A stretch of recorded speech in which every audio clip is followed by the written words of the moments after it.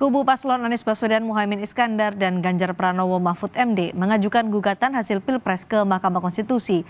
Mereka kompak meminta pasangan Prabowo Gibran didiskualifikasi dan pemilu diulang. Apa saja bukti-bukti yang mereka bawa ke MK dan bagaimana kesiapan kubu Prabowo Gibran menghadapi gugatan itu? Kami akan membahasnya bersama tim pemenangan Anies Muhaimin, Refli Harun, dan tim pemenangan Prabowo Gibran, Otto Hasibuan, serta tim pemenangan Ganjar Mahfud Magdir Ismail. Selamat malam, Bapak. Selamat malam. Assalamualaikum Waalaikumsalam warahmatullahi wabarakatuh. Pak Refli, Timnas Amin meminta pemilu ulang tanpa melibatkan Gibran Rakabuming Raka. Tentu dibutuhkan bukti-bukti yang kuat untuk bisa memberikan dukungan untuk gugatan itu. Apa kemudian bukti akan dibawa oleh Timnas Amin? Pertama, saya akan meluruskan dulu, bukan pemilu ulang atau pilpres ulang, tapi pemungutan suara ulang. Itu dua hal yang berbeda ya. Perbedaannya bagaimana? Mungkin bisa jelaskan kepada publik. Kalau pemilu atau pilpres ulang itu berarti diulang dari tahap awal, kampanye, pendaftaran, dan lain sebagainya. Sementara kalau pemungutan suara ulang, hanya pemungutan suaranya saja yang diulang ya, pencoblosannya. Tapi yang diminta tidak melibatkan Gibran juga. Gimana dengan... Kan belum selesai saya. Nah, itu. Yang kedua, petitum kita atau permintaan kita tidak hanya Gibran yang didiskualifikasi. Permintaan pertamanya adalah didiskualifikasi pasangan 02 secara keseluruhan, baik capres maupun cawapres. Tapi sebagai alternatif setidak-tidaknya Gibran, karena Gibran kami anggap tidak memenuhi syarat sebagai calon wakil presiden. Begitu. Ya. Oke, itu yang Anda inginkan. Kemudian Pak Magdir juga ingin pasangan Prabowo Gibran didiskualifikasi. Iya, betul. Alasannya? Itu yang kami sampaikan ya. Tetapi yang kami sampaikan ini adalah memang diskualifikasi terhadap paslon 02, yaitu capresnya dan cawapresnya. Dan kami tidak punya alternatif yang lain selain itu. Kemudian dengan adanya itu nanti dilakukan pencoblosan ulang, ya, seperti dikatakan oleh Refli tadi, dengan dua pasangan ini. Karena dari dua pasangan ini kan tidak ada yang mencapai 50% kan. Sehingga dua pasangan inilah yang melakukan pencoblosan ulang untuk kedua pasangan ini. Nah, soal bukti-bukti, kami sudah cukup banyak bukti dan itu kami sudah serahkan ke Mahkamah Konstitusi. Nanti akan dibuktikan di Mahkamah Konstitusi tentang itu semua. Oke, baik Pak Otto, tanggapannya. Minta untuk didiskualifikasi pasangan Prabowo Gibran. Pak Otto? Pak Otto bisa mendengar suara saya, Pak Otto? Seperti ada gangguan sinyal dengan Pak Otto Hasibuan. Tapi sebelum ke Pak Otto, saya kembali ke Pak Refli. Jadi bukti-bukti yang paling kuat yang bisa membuktikan dugaan dan menguatkan petitum mendiskualifikasi pasangan Prabowo Gibran apa dari Timnas Amin? Ya banyak ya, sudah kita serahkan juga, tetapi secara highlight misalnya kita mempermasalahkan hal-hal yang sifatnya kualitatif. Mulai dari soal pencalonan Gibran, buktinya putusan MK, putusan DKPP, kemudian juga terkait soal bansos misalnya, terkait dengan pengerahan aparatur desa, dan lain sebagainya. Jadi hal-hal yang dalam teori berpemilu mengatakan bahwa pemilu ini menjadi tidak konstitusional atau melanggar konstitusi, melanggar prinsip bebas, jujur, dan adil. Jadi kalau pemilu itu atau pilpres itu melanggar konstitusi, maka MK sebagai the guardian of the constitutions itu memiliki kewenangan untuk membatalkan hasilnya dan kemudian memerintahkan pemungutan suara ulang sebagaimana terjadi di MK-MK atau di negara-negara lain. Jadi ini bukan hal yang asing, kalaupun belum pernah terjadi karena permohonan-permohonan sebelumnya saya katakan tidak meyakinkan. Jadi kalau sekarang insya Allah meyakinkan. Oke, bukti apa yang dimiliki oleh TPN Ganjar Mahfud untuk bisa meyakinkan Hakim Konstitusi? Banyak sekali ya, itu semua sudah di Mahkamah Konstitusi. Saya kira kalau saya kemukakan satu persatu bukti itu yang paling menguatkan Pak Magdir misalnya bisa disampaikan. Ya, itu mulai dari proses ya pencalonan itu kan jelas bagaimana apa ya pelanggaran-pelanggaran yang dilakukan oleh KPU. Sebagai salah satu contoh adalah ketika penerimaan pencalonan Gibran ya. Itu surat keputusan yang dibuat oleh KPU itu tanggal 3 November ya, perubahan-perubahan dari keputusan PKPU 19. PKPU 19 yang digunakan itu masih tetap menggunakan syarat berusia 40 tahun. Ya. Tidak ada embel-embel sudah pernah menduduki jabatan sebagai kepala daerah, menjadi jabatan yang dilakukan karena pemilihan. Ya. Ini baru dilakukan perubahan sesudah didaftarkan. Ya. Dan satu lagi, PKPU itu ditetapkan tanggal 3 November sesudah seluruh urusan pendaftaran ini selesai. Lagi pula PKPU itu tidak berlaku mundur, gitu loh ya. Nah, jadi bukan hanya administratif sebenarnya yang salah dalam hal ini. Kami melihat bahwa di sini ada kejahatan, ada kesengajaan untuk melakukan penyeludupan hukum dalam persoalan ini. Baik, saya akan tanyakan ke Pak Otto. Pak Otto, dua-duanya meminta untuk pasangan Prabowo Gibran didiskualifikasi, tanggapan Anda? Pak Otto? Pak Otto bisa mendengar suara saya, Pak Otto? Kita masih ada terkendala komunikasi dengan Pak Otto Hasibuan. Saya akan sekali lagi, Pak Otto. Selamat malam, Pak Otto. Terputus sepertinya dengan Pak Otto. Nah, ini kan juga nanti akan disidangkan, nanti diterima kemudian disidangkan oleh Mahkamah Konstitusi. Bagaimana Anda yakin bahwa petitum atau gugatan yang Anda ajukan untuk Mahkamah Konstitusi ini diterima atau dikabulkan oleh Hakim Mahkamah Konstitusi, Pak Refli? Iya, kalau kita bicara diterima atau ditolak, ya kan tentu itu sangat bergantung dua hal setidaknya ya. Sekuat apa permohonan yang kita ajukan dan kemudian bagaimana nanti dinamika persidangannya ketika kita menurunkan saksi dan ahli kita. Jadi kalau dua-duanya meyakinkan dan kemudian bersambut dengan hakim MK yang katakanlah luas paradigmanya, maka insya Allah permohonan ini akan dikabulkan. Karena kalau kita bicara tentang pilpres yang melanggar konstitusi, itu mudah sekali kita tunjukkan.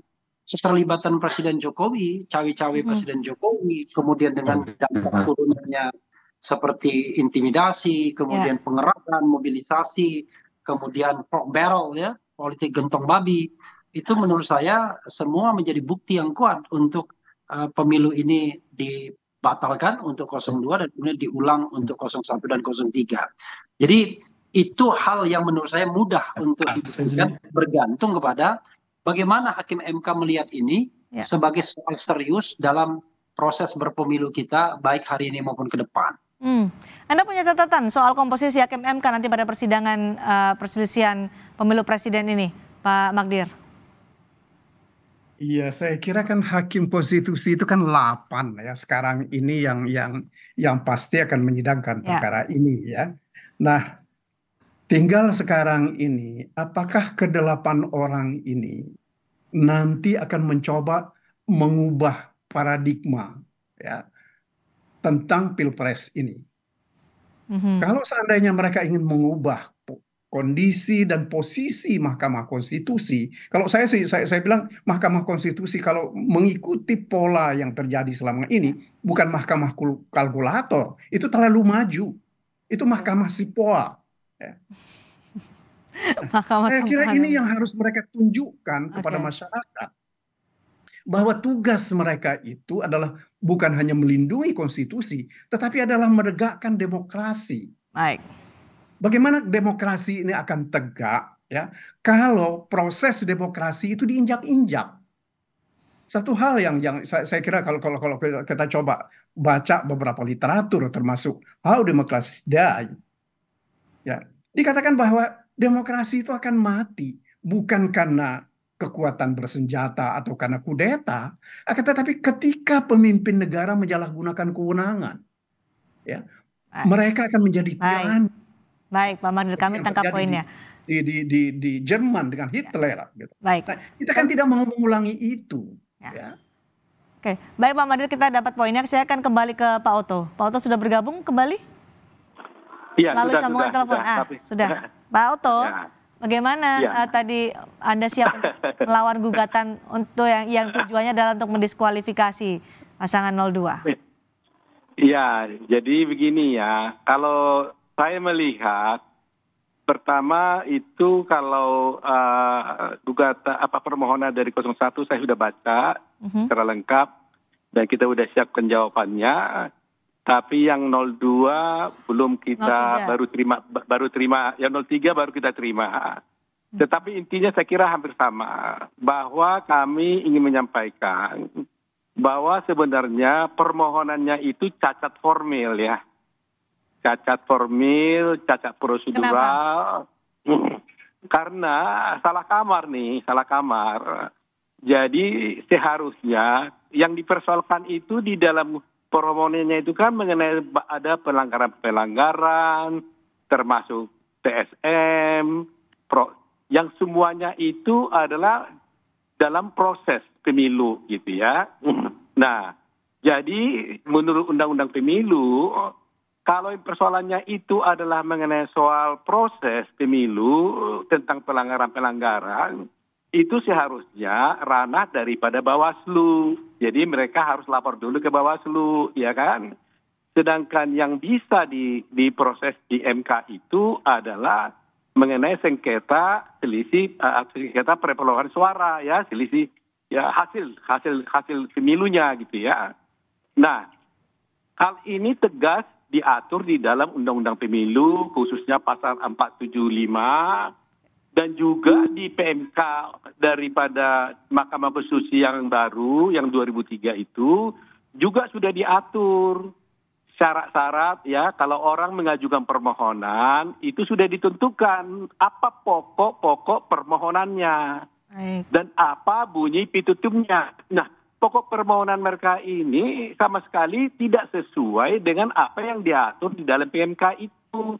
Tidak sesuai dengan apa yang diatur dalam Undang Pemilu. Jadi kalau di pengadilan istilahnya ini NO ini istilahnya gitu ya. Jadi tidak memenuhi syarat sebenarnya, tidak cacat prosedural, cacat formil. Jika itu alasan Anda, jadi akan tidak akan diterima gitu loh. Anda yakin MK akan menolak gugatan itu?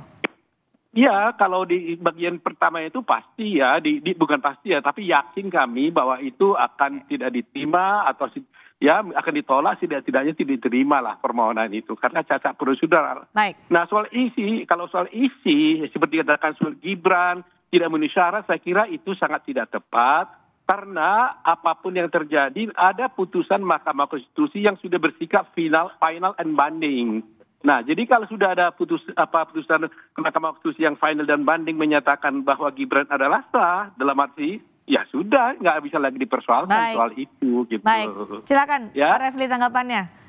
Salah kamar katanya. Ya, kalau kita ibarat baca buku baru bab 1 memang bisa ditafsirkan salah kamar ya. Ini kita baca bukunya sudah kafah.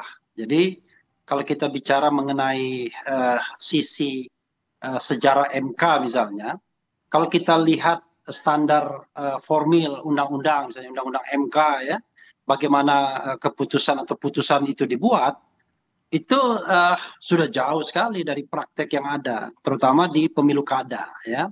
Nah, putusan MK mengatakan pemilu kada atau pilkada, pilpres, pileg itu sama semua ya, satu rezim semua, tidak ada perbedaan rezim. Karena itu apa yang terjadi di pilkada bisa saja diterapkan ke pilpres. Saya katakan kalau kemarin itu ya, belum ada misalnya putusan yang mengabulkan, itu bukan berarti kemudian MK hanya angka-angka saja. Karena perlu kita ketahui bahwa putusan yang mendiskualifikasi itu bukan tidak pernah terjadi dalam konteks pilkada. Terjadi. Jadi bahkan ya, karena itu menurut saya ya, kita tidak hanya bicara mengenai angka, karena angka itu kan didapat dalam sebuah proses yang kami dalilkan curang, terutama keterlibatan Presiden Jokowi. Kami mendalilkan bahwa proses pemilu ini curang from the beginning. Karena itu yang kami minta adalah sebuah paradigma berpikir dari MK yang sebenarnya balik kepada fungsi MK sebagai the guardian of the constitution, menjaga konstitusi. Nah, konstitusi itu apa? Pemilu yang jujur dan adil, pemilu yang luber dan jurdil. Nah, kepada prinsip itulah kami minta MK tegakkan. Kalau kita tegakkan prinsip yang luber dan jurdil, maka banyak sekali pelanggaran-pelanggaran terhadap prinsip bebas, jujur dan adil, terutama keterlibatan Presiden Jokowi dalam memenangkan paslon 02. Nah, itu cara berpikir kami. Dan hanya kepada Mahkamah Konstitusi itu bisa dibebankan tanggung jawabnya, tidak ke institusi lain. Baik, Pak Magdir, silakan. Iya, saya kira begini. Dalam hal ini kan, ya seperti dikatakan oleh... Bisa diatur supaya saya dengar suara mereka? Bahwa kewenangan Mahkamah Konstitusi itu menurut Undang-Undang Dasar itu terkait dengan pemilu itu adalah memutus perselisihan tentang hasil pemilihan umum. Jadi bukan perselisihan angka pemilihan umum, ya, tetapi adalah mulai dari proses yang mesti dilihat oleh Mahkamah Konstitusi. Begitu juga Undang-Undang Mahkamah Konstitusi. Ya. Kalau ini yang harus dikembalikan oleh Mahkamah Konstitusi supaya marwahnya itu bukan jadi Mahkamah Sipoa tadi. Ya. Nah, oleh karena itu kita jangan jangan menutup mata terhadap kegiatan-kegiatan yang dilakukan oleh Presiden Joko Widodo beserta menteri-menterinya. Anda bisa bayangkan ada penggunaan untuk bansos sebesar 490 sekian triliun dalam waktu yang sangat pendek. Ya. Dan itu digunakan, bahkan itu selalu dikatakan itu dari Jokowi. Seolah-olah itu adalah dari Jokowi. Padahal kan ini milik bangsa ini. Uang itu adalah uang dari APBN. Ya. Bagaimana itu bisa dilakukan? Problem kita di situ sekarang ini. Baik, agar supaya kita tidak mau, ya, ada kegiatan-kegiatan atau katakanlah terutama presiden menggunakan kekuasaan dan kewenangannya untuk memenangkan pasangan calon tertentu, apalagi ini terhadap putranya. Ini yang berbahaya itu ini. Baik, saya akan berikan ke Pak Demokrasi Oto. ini ditegakkan dengan darah. Sama sekali saya nggak bisa dengar suara mereka, jadi saya nggak tahu apa komentar. Bisa jelaskan intinya, ya? Jadi tadi yang disampaikan oleh Pak Refli dan juga Pak Magdir adalah yang digugat bukan angkanya di Mahkamah Konstitusi, tapi kualitasnya, proses pemilihan presiden, termasuk juga bagaimana Gibran Rakabuming Raka akhirnya lolos menjadi calon wakil presiden, dan cawe-cawe atau keterlibatan Presiden Joko Widodo yang diduga turut memenangkan pasangan 02 dengan kegiatan dan kewenangan-kewenangan presiden. Salah satu disebutkan oleh Pak Magdir adalah soal bansos. Nah, ini yang akan digugat oleh Timnas Amin dan juga Ganjar Mahfud di Mahkamah Konstitusi soal kualitasnya. Justru disitulah saya katakan itulah kesalahan daripada permohonan itu. Permohonan itu salahnya justru di situ. Seharusnya kalau di MK itu yang dipersoalkan itu hanyalah soal persoalan perselisihan hasil pemilu. Kalau mengenai proses soal itu pelanggaran-pelanggaran, bansos dan sebagainya, itu seharusnya dilaporkannya itu, diadukannya itu ke Bawaslu. Justru di situ saya katakan itu kesalahan utamanya. Jadi itu sebenarnya saya katakan salah kamar itu di situ. Jadi harus diikuti. Ini berbeda dengan pemilu yang zaman dulu, undang-undang pemilu yang dulu, berbeda juga dengan undang-undang yang 2017. Itu harus kita lihat gitu loh. Jadi kalau selama mengenai proses, mengenai pelanggaran-pelanggaran yang ada, itu di Bawaslu. Nah kalau sudah mereka ke Bawaslu, ya sudah selesai. Tapi kalau mereka tidak ke Bawaslu, ya nggak bisa kita dia ke MK. Tapi ada pengalaman tadi disebut oleh Pak Refli, di pilkada ada yang didiskualifikasi. Bagaimana itu? Ya itu pilkada dengan pilkada kan beda, ya kan? Kita akan jelaskan nanti di dalam jawaban kita. Beda dengan rejimnya di pilkada dengan pilpres ini gitu loh. Jadi tidak bisa serta-merta apple to apple seperti itu berceritanya. Itu perbedaannya di mana menurut Anda, Pak Oto? Ya kan itu kan kalau pilkada itu kan lokal kan itu kan. Itu kan pemilihan lokal. Sedangkan ini kan nasional. Itu pasti beda. Jadi nggak bisa apple to apple dibandingkan antara lokal dengan nasional. gitu ya. Baik. Sehingga dengan demikian juga rejimnya juga pasti berbeda juga gitu loh, ya kan? Oke, baik. Jadi itu yang kita lihat gitu loh. Jadi itu saya katakan bahwa saya yakin sekali bahwa prosedur prosesnya saja, permohonannya itu saja sudah cacat formil. Jadi di situ aja mungkin sudah gugur dia gitu loh gugatannya. Waktu kita sangat sempit. Terima kasih Pak Okto, terima kasih juga Pak Refli, terima kasih Pak Magdir Ismail sudah bergabung di Sapa Indonesia Malam berbagi pandangan bersama kami. Selamat malam.